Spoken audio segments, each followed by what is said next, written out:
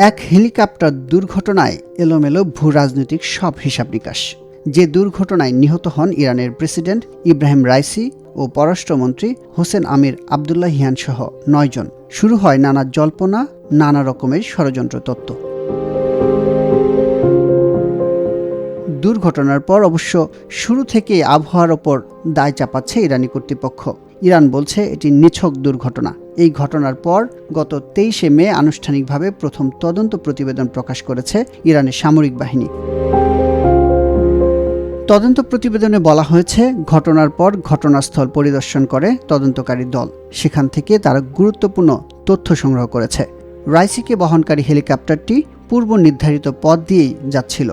পার্বত্য এলাকায় হেলিকপ্টারটি বিধ্বস্ত হওয়ার পর সেটিতে আগুন ধরে যায়। হেলিকপ্টারের ধ্বংসাবশেষে গুলির আঘাতের চিহ্ন বা এ ধরনের কোনো আলামত পাওয়া যায়নি। প্রাথমিকভাবে হাতে আসা তথ্যের ভিত্তিতে একে দুর্ঘটনা বলেই মনে হয়েছে।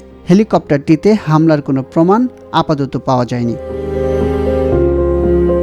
প্রতিবেদনে আরও বলা হয়েছে, বিধ্বস্ত হওয়ার আগে হেলিকপ্টারটির সঙ্গে ভূপৃষ্ঠে থাকা নিয়ন্ত্রণ কক্ষের যে যোগাযোগ হয়েছিল তাতে সন্দেহজনক কিছু পাওয়া যায়নি। তদন্তকারী দলের হাতে আরও কোনো তথ্য এলে তা যথাসময়ে দেশের মানুষকে জানানো হবে।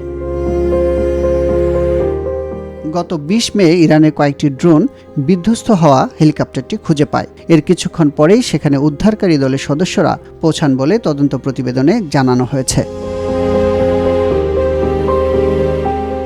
গত ১৯ মে আজারবাইজান সীমান্তবর্তী এলাকায় দুই দেশের যৌথভাবে নির্মিত একটি বাঁধ উদ্বোধন করতে গিয়েছিলেন প্রেসিডেন্ট রাইসি। সেদিন দুপুরেই সেখান থেকে ইরানের পূর্ব আজারবাইজান প্রদেশের রাজধানী তাবরিজে ফেরার পথে ইরানের উত্তর পশ্চিমাঞ্চলীয় দুর্গম পাহাড়ি এলাকায় বিধ্বস্ত হয় হেলিকপ্টারটি।